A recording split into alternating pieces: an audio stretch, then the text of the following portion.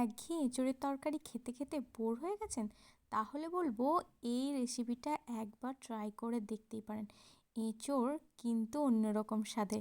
চলুন দেখে নিই কেমনভাবে বানিয়েছি।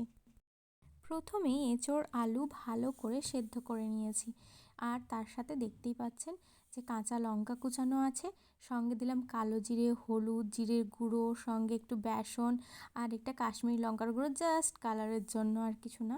তো এরপর ভালো করে এটাকে মেখে নিতে হবে। আমি হাতেই মাখতে বেশি ভালোবাসি, আর সবসময় পরিবারের জন্য রান্না করলে যদি হাতটা ইউজ করো তখন সেটাই একটা ভালোবাসার ছোঁয়া থাকে।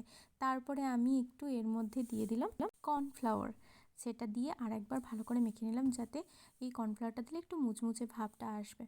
ব্যাস, আমার এটা রেডি। তার সঙ্গে লবণ ছিল কিন্তু। এবার আমি একটা পেস্ট বানিয়ে নেব আদা টমেটো দিয়ে। ব্যাস, এইটা দিয়ে একটা পেস্ট বানিয়ে নিলাম। আর আমি এবার যেটা মাখিয়েছিলাম, যেটা ওই সেটা এবার যে যেমন পারে শেপ করে এটা ভেজে নিতে হবে। আমি একটু চ্যাপ্টা চ্যাপ্টা শেপটা দিয়েছি। তো এইভাবে আমি ভালো করে ব্রাউন ব্রাউন করে ভেজে নিচ্ছি সুন্দর করে।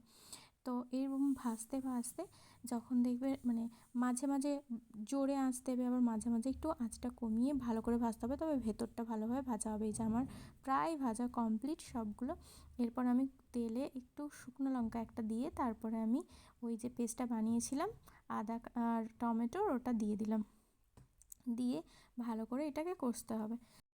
এর মধ্যে আমি জিরে, ধনে, তারপর হলুদ গুঁড়োর একটু জল দিয়ে পেস্ট বানিয়ে রেখেছিলাম, যেটা এর মধ্যে দিয়ে দিলাম। দিয়ে আরও একটু ভালো করে কষিয়ে নিচ্ছি।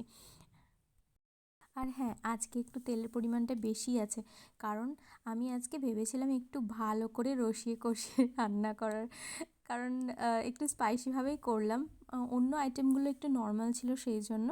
তো যাদের মনে হবে যে তেল বেশি, সেটা যে যার মতো করে দিয়ে দেবে। ঠিক আছে, তো আমি একটু ফুটে উঠতে জল দিলাম, দেওয়ার পরে এটা যখন ভালোভাবে ফুটে উঠলো, তারপরে আমি এবার এই যে এঁচোড়ের কোপ্তাগুলো দিয়ে দিচ্ছি। এরপর দিয়ে আর 5 মিনিটের মতো ভালোভাবে ফুটে উঠলে, আর হ্যাঁ, আমি যে ওই পেস্টটা বানিয়েছিলাম ওই হলুদ জিরের, ওর মধ্যে আমি গরম মশলাও দিয়েছিলাম, যেটা বলতে ভুলে গেছি। যাই হোক, আর গরম মশলা তাই জন্য দিলাম না। এরপর রেডি। ভালোভাবে দেখো একদম গ্রেভিটা অত সুন্দর হয়েছে। এই যে আমি প্লেটে দেখিয়ে দিয়েছি, এইভাবে নামিয়ে নিলাম কড়াই থেকে।